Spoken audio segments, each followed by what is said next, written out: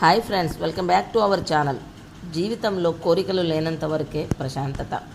ఆశ అనేది మొలకెత్తిందంటే మనశ్శాంతి కరువు అవుతుంది. ఒక మహారాజు నిద్ర పట్టక అటు ఇటు తిరుగుతూ ఉంటే కొద్ది దూరంలో ఓ సైనికుడు ఆనందంగా పాట పాడుతూ కనిపించాడు. రాజుకు అసూయ కలిగింది. ఇంత హోదా, ఇన్ని సంపదలున్న నాకు లేని ఆనందం అతడికి ఎలా దక్కిందనుకున్నాడు. మర్నాడు ఉదయాన్నే మంత్రిని పిలిచి విషయం చెప్పాడు. మంత్రి అన్నాడు, అతనికి ఆశలు, వ్యామోహం లేవు. తమరిచ్చే జీతంతో సంతోషంగా కాలం గడుపుతున్నాడు, మనశ్శాంతి పొందుతున్నాడు.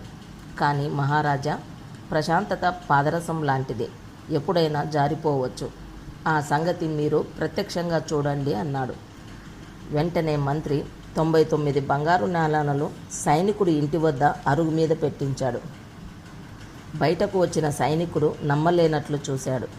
వాటిని లెక్కించి, ఎవరైనా 100 ఇస్తారు కానీ 99 ఇవ్వరు, ఒకటి పడిపోయి ఉంటుందేమో అని ఆ ప్రదేశమంతా వెతకసాగాడు. 99 దొరికాయన్న ఆనందం లేకపోగా ఒక్కటి తక్కువైందన్న ఆందోళన అతన్ని స్థిమితంగా ఉండనివ్వలేదు. ఇంకేముంది, హాయిగా పాటలు పాడుకుంటూ ప్రశాంతంగా ఉన్నవాడు కాస్త మనశ్శాంతిని దూరం చేసుకున్నాడు. మంత్రి నవ్వుతూ, మహారాజా, అతడి ప్రశాంతత పోయింది అన్నాడు. ప్రశాంతతను ఎలా కాపాడుకోవాలో మహారాజుకు అర్థం కాలేదు. అప్పుడు మంత్రి మహారాజుకు చెప్పాడు, మహారాజా, ప్రశాంతత గురించి కొన్ని విషయాలు చెప్తాను, వినండి అని చెప్పడం మొదలుపెట్టాడు. ప్రశాంతత అనేది మన ఆలోచనలు, మన మనస్తత్వం, జీవిత విధానంతో ముడిపడి ఉంటుంది. బయట ప్రపంచం ప్రశాంతంగా ఉండటం కాదు, మన అంతరంగంలో కూడా నిశ్చలత కలిగి ఉండడం. మనలో కలిగే భావోద్వేగాలను బ్యాలెన్స్ చేసుకోవడమే అసలైన ప్రశాంతత. మానసిక ప్రశాంతత లేకుంటే ఒత్తిడి పెరిగి ఆరోగ్య సమస్యలు వస్తాయి.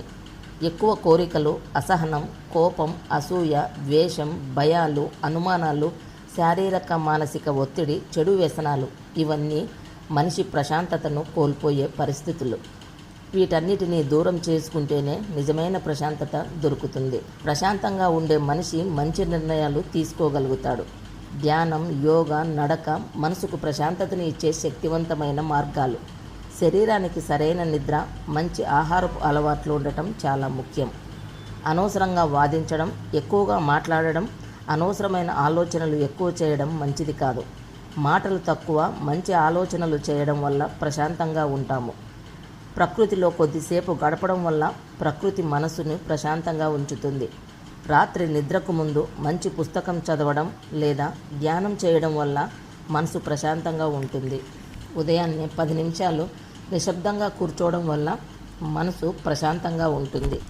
ఈ రోజుల్లో ఒత్తిడి, ఆందోళనలు ఎక్కువ అవ్వడం వల్ల ప్రశాంతతను అలవర్చుకోవడం చాలా ముఖ్యం. ప్రశాంతత అనేది మనం భౌతికంగా పొందే దానివల్ల కాకుండా మన మనసులో కలిగే నిశ్చలత వల్ల వస్తుంది. మహారాజా, ప్రశాంతత అనేది ధనంతో రాదు, మనసుతో వస్తుంది. ప్రశాంతత కలవాడు నిజమైన విజేత. కోపం తక్కువైతే ప్రశాంతత ఎక్కువ అవుతుంది. నిజమైన ధనం ప్రశాంతత మాత్రమే. ప్రశాంతతను కోరుకునేవాడు ముందుగా తన మనసుని ప్రశాంతంగా ఉంచుకోవాలి అని మన పెద్దలు చెప్పేవారు అని ముగించాడు మంత్రి. మహారాజుకు నిజమైన ప్రశాంతత ఎక్కడ దొరుకుతుందో అర్థమయ్యింది. Thank you friends. ఈ వీడియో మీకు నచ్చినట్లయితే లైక్ చేయండి, షేర్ చేయండి, సబ్స్క్రైబ్ చేసుకోవడం మర్చిపోకండి. పక్కనే ఉన్న బెల్ మీద క్లిక్ చేయండి. రెగ్యులర్గా నా వీడియోస్ మీరు చూడొచ్చు.